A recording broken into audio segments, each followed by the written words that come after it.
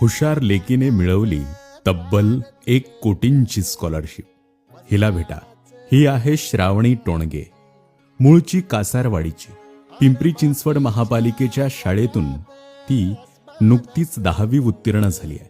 अभिमानाची गोष्ट म्हणजे श्रावणीने 1 कोटींची स्कॉलरशिप मिळवत 11वी-12वीच्या शिक्षणासाठी जर्मनीतील प्रतिष्ठित युनायटेड वर्ल्ड कॉलेजच्या रॉबर्ट बॉश कॉलेजमध्ये प्रवेश मिळवलाय.